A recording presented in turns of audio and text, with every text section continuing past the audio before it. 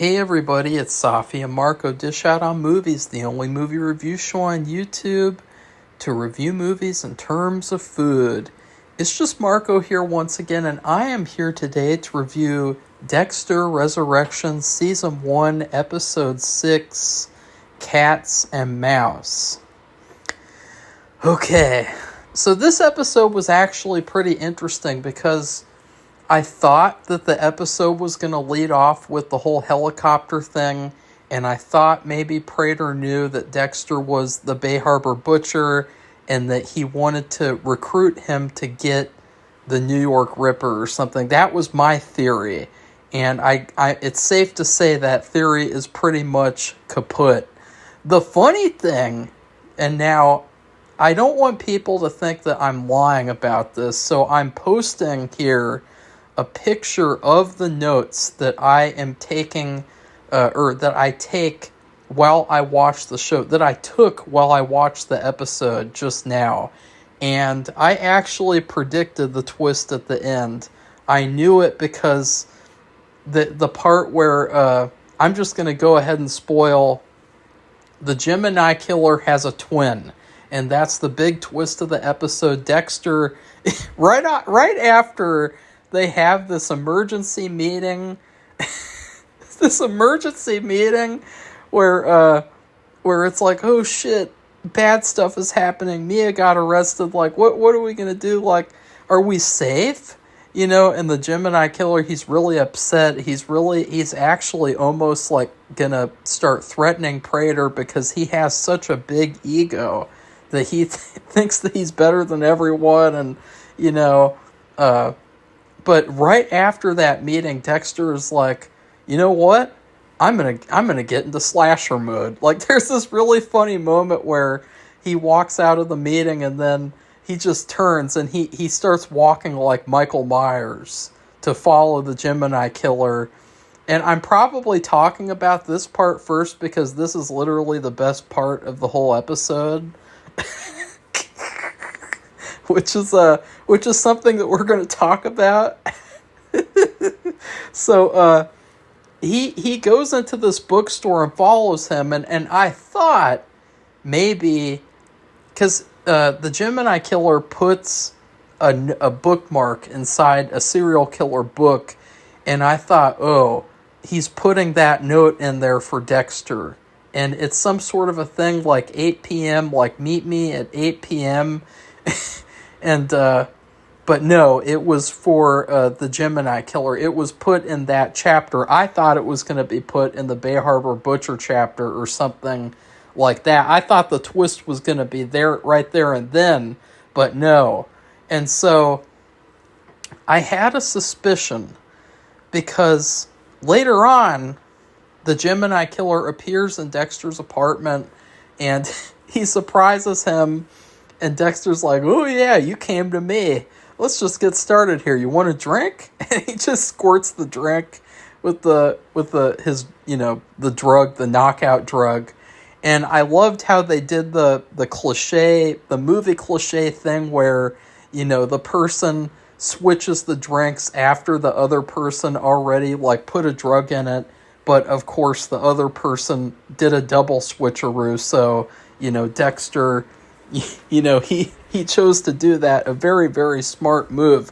But the key thing that gave this away is that Dexter asked him, why do you kill in pairs? Or no. He asked him, who was the knife for? And he said it was for me. And I knew from that, oh wait, because I thought the way that, because then Dexter kills him. He kills him right off the bat. He doesn't even let him talk. He doesn't even take the duct tape off his mouth. So right after that, I was like, oh, he has to have a twin. Or else that would have been the most underwhelming killer of the whole season. You know, like, to just, you know, have this, like, epic, like, Zodiac killer type of killer who, you know, they're making all these, you know, TV shows about him. David Fincher's making a movie about him. To have that be ended with like this really, really quick kill, you know, like he's some B-level villain. I thought was very, very underwhelming. But it kind of fit in because this was a very underwhelming episode. I know that, look, I love the show. I love the show. I loved last week. Some people didn't like last week. You know, I thought it was a pretty good episode. You know, I mean, it had a great parallel. It was kind of, you know, rushed, I think, because I would have liked to have seen more of Mia.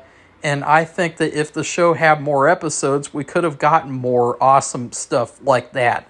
But it is what it is. I'm not going to complain because still what we got was good.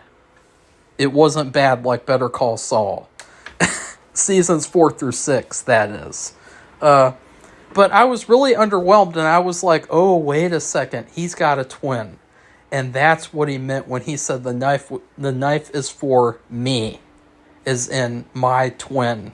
But I was kind of hesitant because I was like, you know, like I don't know. But then at the end, of course, after all the stuff with Blessing happens that we'll get into the other stuff in the episode.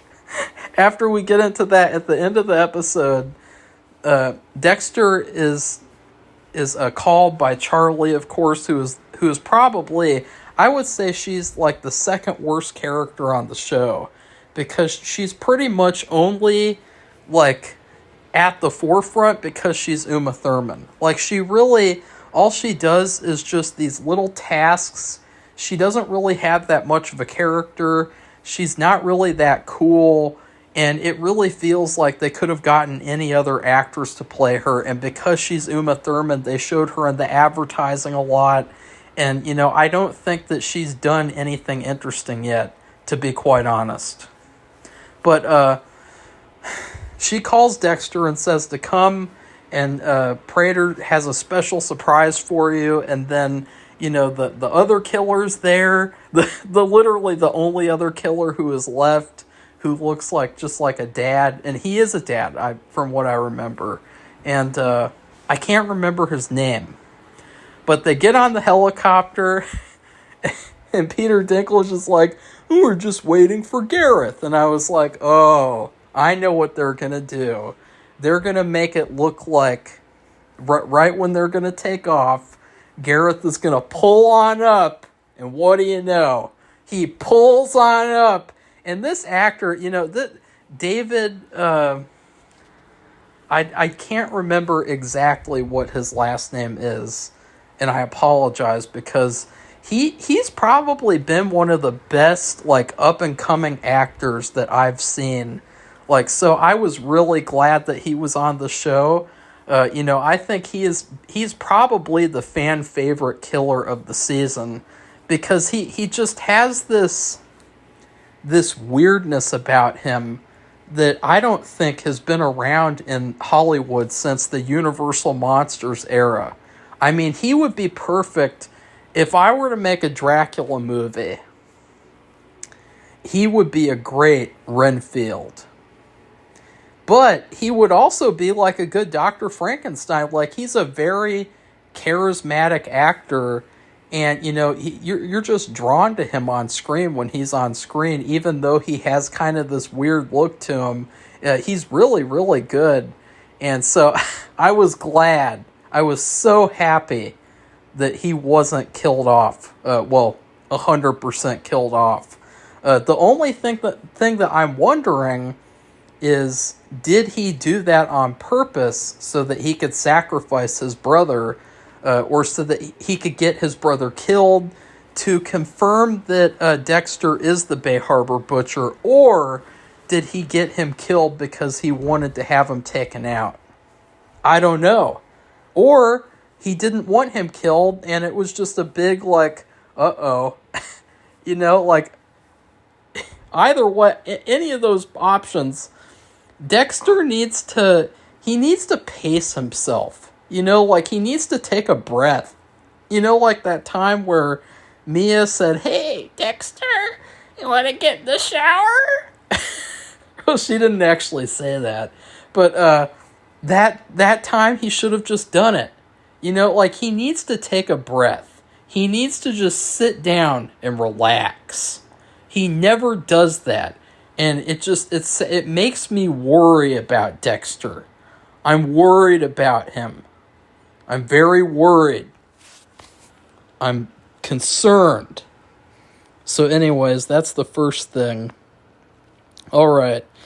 Well, we talked about the best part of the episode, so now let's talk about everything else. Okay, so listen. Look. I know that a lot of people will probably feel different. And I know this because I looked at the trailer for next episode, and, it doesn't really seem like anyone didn't like the episode from what I've seen. But I'm just being honest here. 100% honest.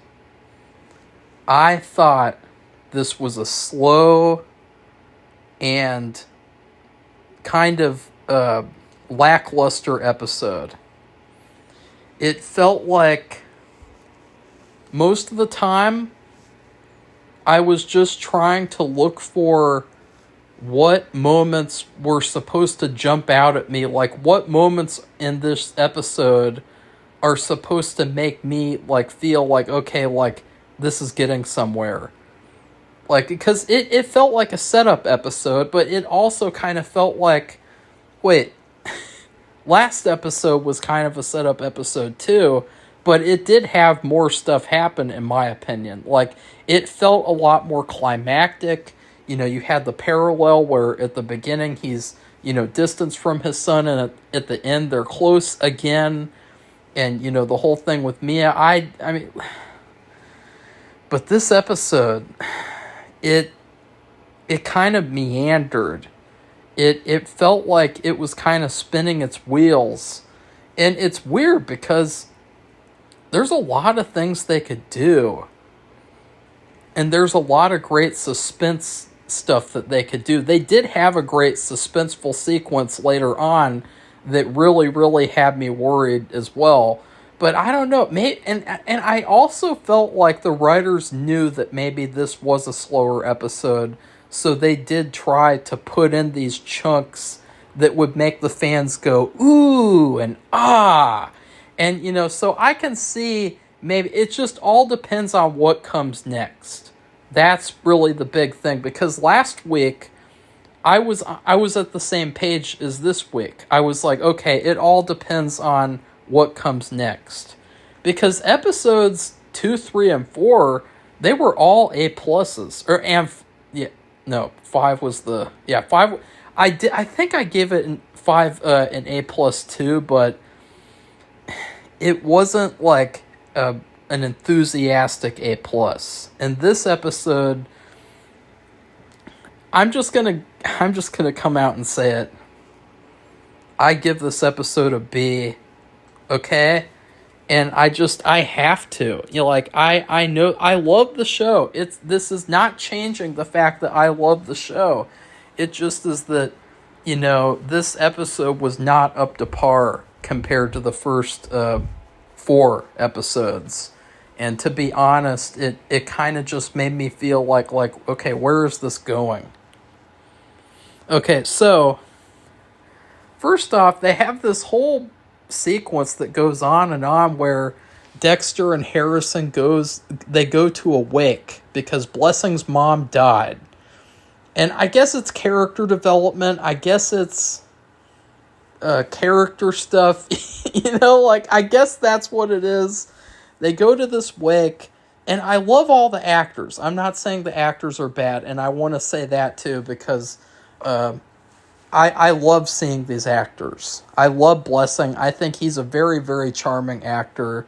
It has nothing to do with him as an actor, but it just made me wondering what's going on here. What's going on here?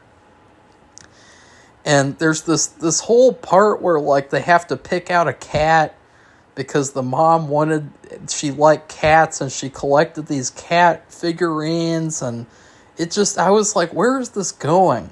What is going on here? This is Or maybe they did that on purpose because they wanted to play with the audience's expectations. Like, maybe they wanted the audience to be like, oh my god, oh my god, oh my god, what about the other stuff? What about, all the action stuff, I guess you could say, or call it, yeah. But, I don't know. And Harrison was there with him, but then all of a sudden Harrison disappeared.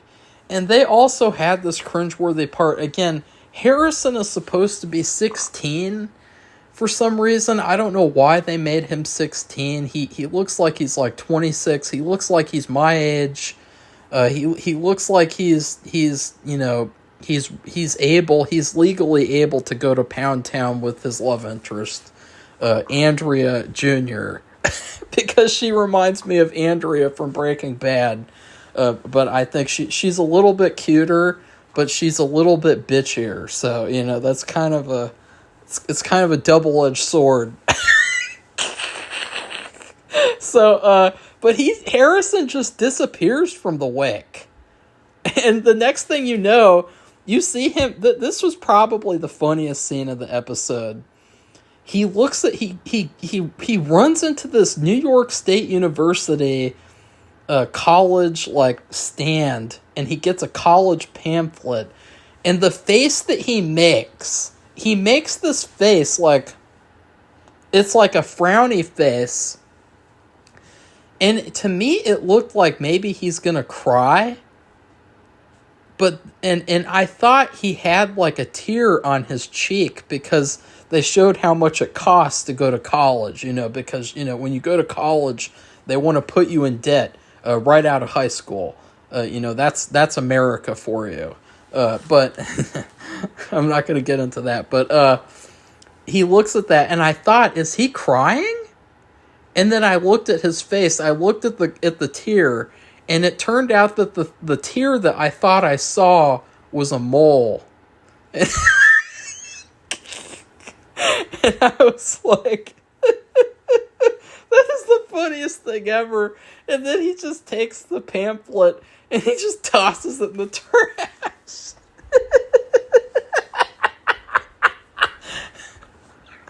It was so funny. And then the funnier part, Andrea Jr. calls and she says, oh, hey, Harrison.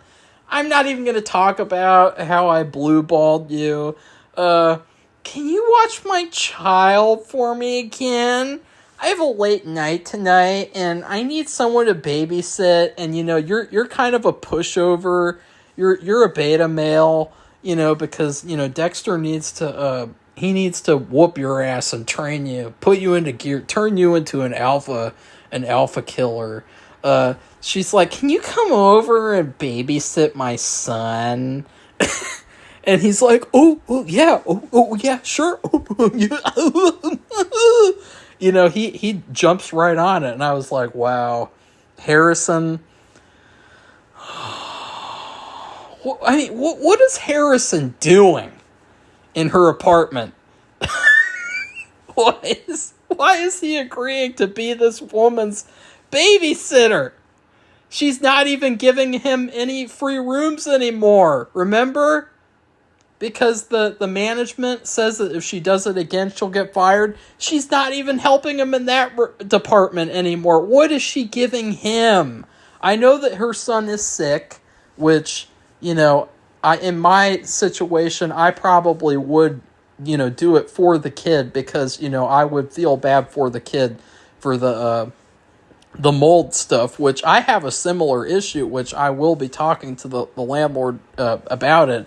Where, I never had bad allergies, and then I moved into this apartment, and all of a sudden I have horrible allergies, to the point of, where I'll have days where I'm just, completely messed up. And I notice, when I leave the apartment, when I'm out of my room, I never have a problem, hardly. Or if I do, it's nowhere near as bad as when it all started from being in this fucking bedroom. And so I know exactly what's going on there. And it's not black mold. It's not black mold. But it is some kind of mold. It's some kind of problem. So, but the thing is, it's like, what is Harrison getting out of this deal? Like, I know this is kind of messed up, but it is a show about serial killers and shit. So, just, I mean, Harrison is kind of strange.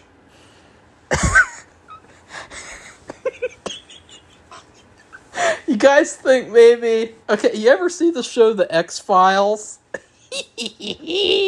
There's this episode where there's a serial killer and he has a fetish for women's hair.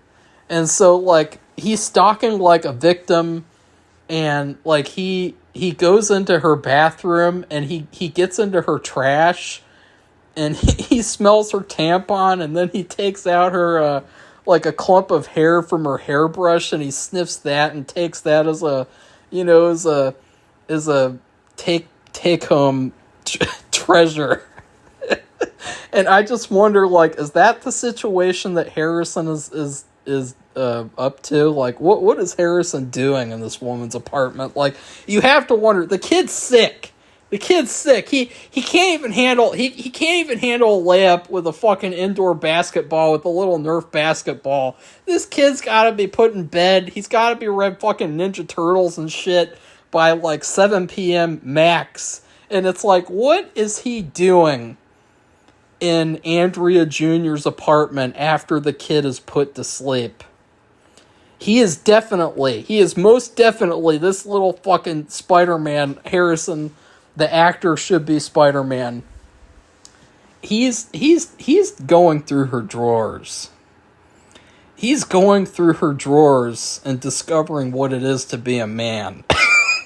Because, like, I just don't know what else he would be getting out of this situation here. Like, I guess you could say it's like wishful thinking. It's like, oh, well, he's like, oh, well, if I do this, maybe she'll like me sometime. But, like, they had this hilarious interaction where she was mentioning something about going to school for, like, customer service or something. And he said, I'm thinking about that too, ma'am. That's Harrison now. That's Harrison's voice. I'm thinking about that too, ma'am.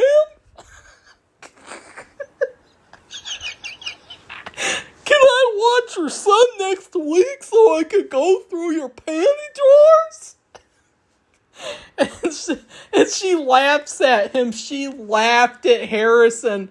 She laughed at the guy who's babysitting for her for no money. For nothing. She laughed. And she's like, oh, you're serious. God. Ugh. Vince Gilligan needs to come into the writer's room.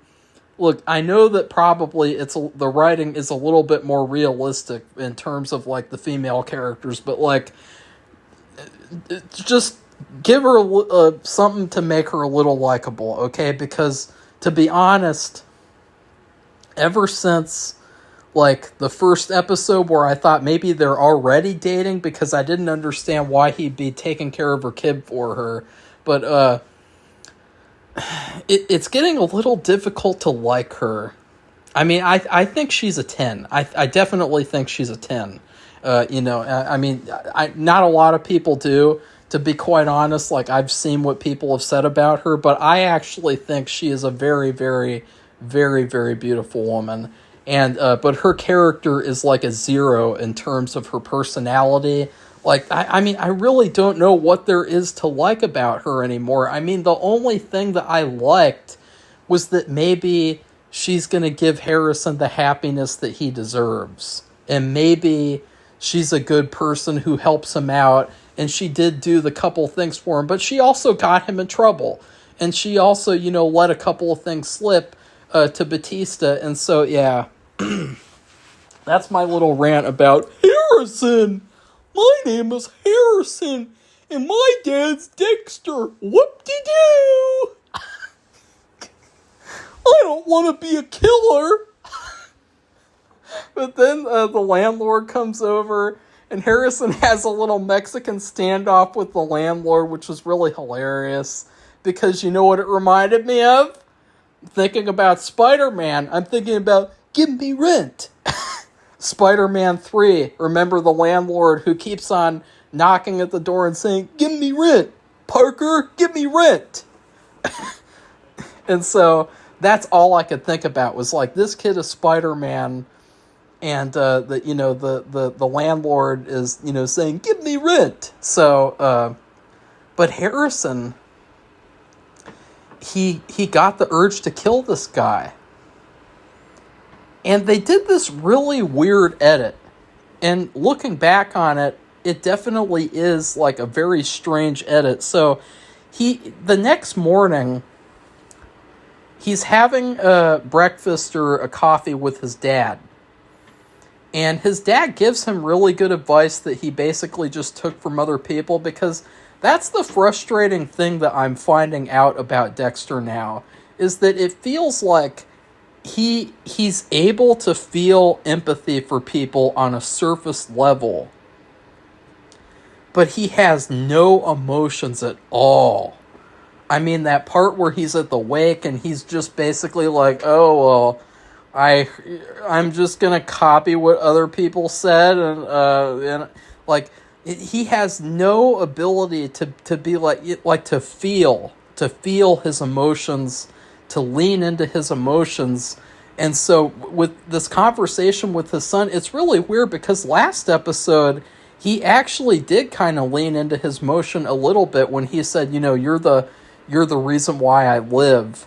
Like, I thought that was a little bit emotional, but here he basically just copied what other people said. And Harrison revealed to his dad that he had the urge to kill, but they did this really weird edit where, Dexter looks down and then we cut and then he looks up and Harrison is gone. And I thought in that moment, maybe he never actually had this conversation with Harrison, but he did, because otherwise how would Dexter know about Harrison having the urge to kill his landlord? So that was a very bad edit. In fact, here's the thing too.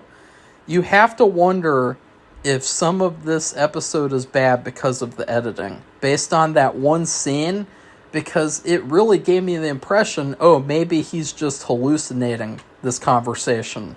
But looking back, I feel like an idiot now. So, yeah. Alright. Done with Harrison for this week. Let me just... Okay.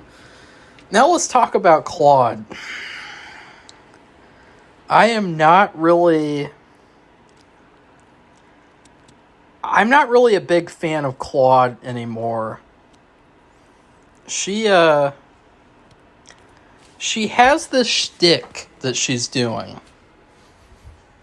And that's fine, but it never seems like she goes up or she goes down. Like when you play a character, you have to have moments where, you go down in terms of energy and then you go up. And because you know what that's called? That's called range. Okay? That was such a jackass thing for me to say. I feel so bad about that. Okay. But it's true. It's just, it is what it is. And her character, she is an interesting character in that she is a match for Dexter. She's very smart. But God, her character, the way she is, she never, ever, ever goes up or down. Ever. Maybe that's the point. Maybe she's gonna have a moment where she gets emotional in like a future episode. But for now, every scene she's in, she's making the same face. She's talking at the same voice volume. She's like, okay, I'm going to talk in this robotic voice. Well, what did you think about the killings, Mr. Batista? Like, that's what she talks like. And that's what her face looks like this, like, robotic, like, just very flat face. And so, I'm not a big fan of her character anymore. She has this little interaction with Batista, and he says, like, I want to show Mia the picture of Dexter to see if he knows her, because then that will probably reveal that, yes, he's right, that Dexter went there to plant the watch. And I was like, uh-oh, something's going to happen to make it where she can't see the picture, or maybe she will, and maybe she'll, she still thinks that Dexter did not frame her, so she doesn't know, so maybe she will just be like, oh, I've never seen that guy before. That's what I thought was going to happen. I thought she would cover for him, and then maybe she would tell Charlie that at the end of the episode, and then that would lead Charlie to tell Prater about, hey, there's this guy named Dexter, and he is not red, or something. Like, that's what I thought was going to happen. But I was wrong. They Epsteined Mia. Charlie hired a guy who works in this prison, or to disguise himself as a prison guard, to Jeffrey Epstein, Kristen Ritter's character. And they did, because for the trailer for the next episode, they revealed that the cameras went down, just like with Jeffrey Epstein's murder. And so they Jeffrey Epstein this character. And to be honest, I get why they did it. They had to do it because the writers felt like they were painted into a corner, which I know what that's like. And what happens is it's a moment where you just need to wait for the right stuff to come, because the right stuff will come, and so will you. Hopefully 1,000,000 times before you die. So, anyways, where was I? It was really disappointing, though, to be honest. As I said before, Mia's character was awesome. I loved the fact that, she was not just some, like, saint who was like, oh, I'm torturing sex predators, so I'm, she was not this, like, amazing, like, heroine. She's actually just a cold-blooded killer like anyone else could be, any other serial killer, and I really liked her as a villain. And so, to be honest, it was really, really disappointing for her to get killed. It was really, really disappointing. I would prefer for her to have, like, a twin as well. Hopefully both would be alive in that scenario. But you know what I mean. I would prefer if there were some way for her to be brought back or something, because I swear, like, her character, she did not get enough time on screen. Like, at least the Gemini killer, he's going to get probably 2 more episodes or something, because he's just, he's not someone that Dexter can mess with, and so he's going to be trouble for sure. But yeah, they had her killed so that she wouldn't talk and wouldn't jeopardize the group. It's really, really unfortunate that they did that. I think that definitely, I still love the show. I think that this is one of my favorite shows that I've ever seen, ever. And I haven't even seen the other Dexter seasons, but that really was a disappointment, because she deserved better. Her character, the actress and the character, she was really, really good.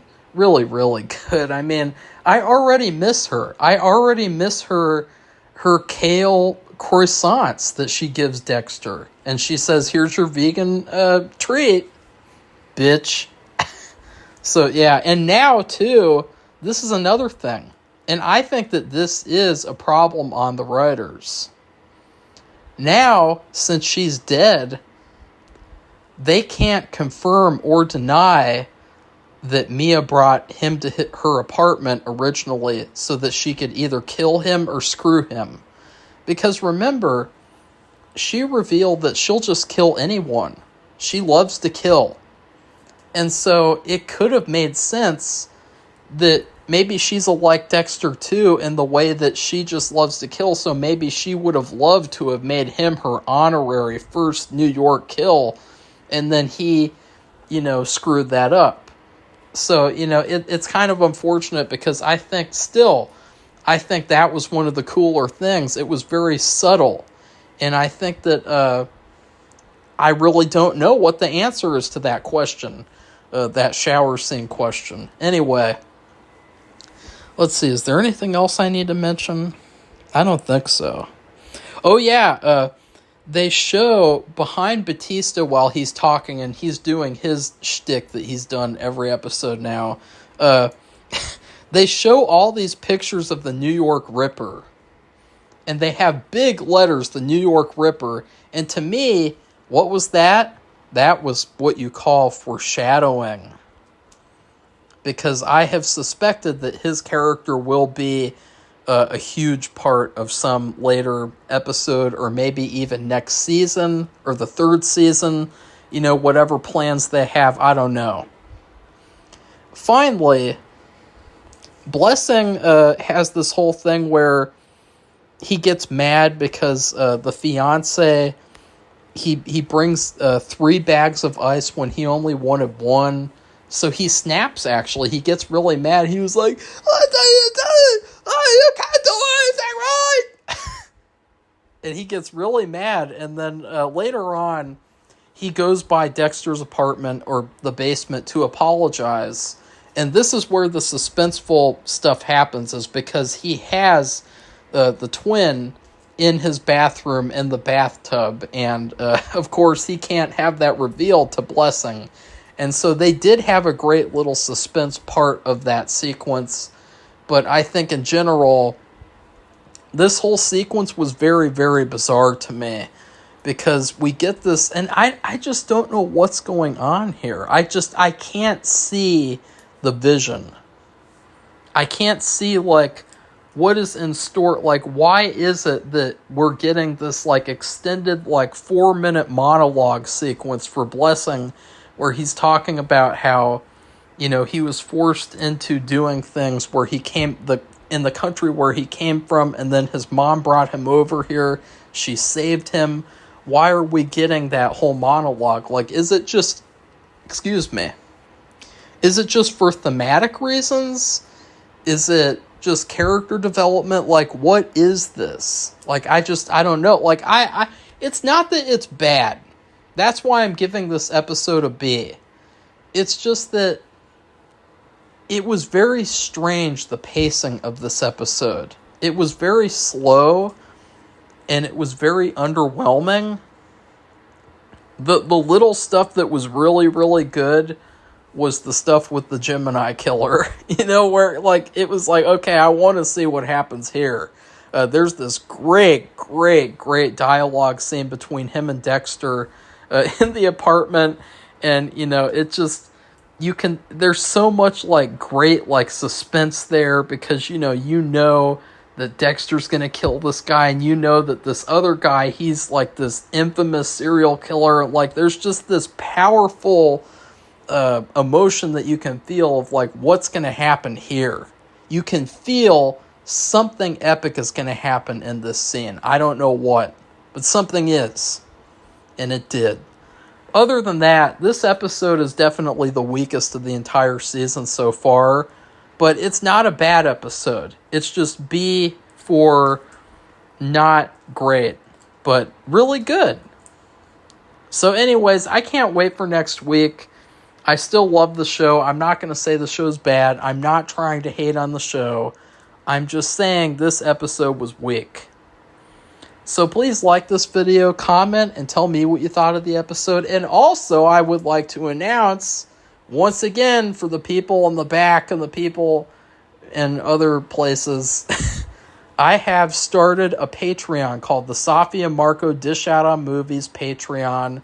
It is going to be home to exclusive behind-the-scenes filmmaking videos, where I take you on my filmmaking journey from behind the curtain, show you deleted scenes, commentaries, all sorts of making of videos, interviews, raw footage, scripts, shot lists. You're going to see the stuff, the raw stuff. I even started a vlog. Called How to Make a Goosebumps Fan Series. And it's kind of like my version of The Office. It's all about, me making the Goosebumps fan series. And, I try to make it a little funny, a little just like, casual.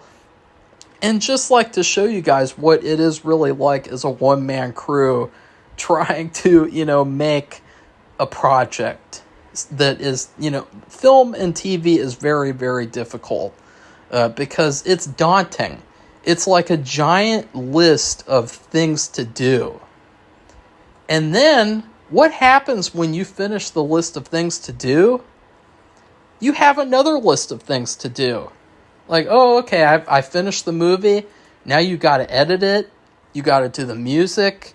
You got to pay for the copyright. You got to do this. You got to do that. You got to do the marketing. It's like there's just like a million things to do. Like, that's all filmmaking is. And I guess that's all everything is when you think about it. Like, cleaning is just a list of things to do. You broom things, you clean the toilet. Like, it's just a list of things. And also, the Patreon page will have movie reviews, TV reviews, commentaries in terms of commentaries of other people's movies too. And just lots and lots and lots of stuff. It's going to be packed full. If you get the $5 tier, which is the low tier, it's the bottom tier, but it's still a good tier. Every tier is a good tier on my Patreon. All of them are fantastic, and you're not going to regret getting it. If you join that tier, you will get your name in the credits of all the Goosebumps episodes, because I am using all of the money, or at least most of the money, to fund my films, my projects, which it is very difficult to get the funding, and I don't want other people to give me, to invest so that then they have to give me their little ideas, because I don't like other people's ideas. I like my own ideas. And then also, if you join the $25 tier, which is the third and the most exclusive tier, you will get your name in the credits for all of my future movies as a very, very, very big thank you. And if you don't, that's fine too, because all I really need is support in any way, shape, or form, whether that be liking a video, making a comment, subscribing. All of that matters just the same. And then please subscribe to our channel, speaking of, if you'd like to see more honest movie reviews. Goodbye, everybody. See you soon.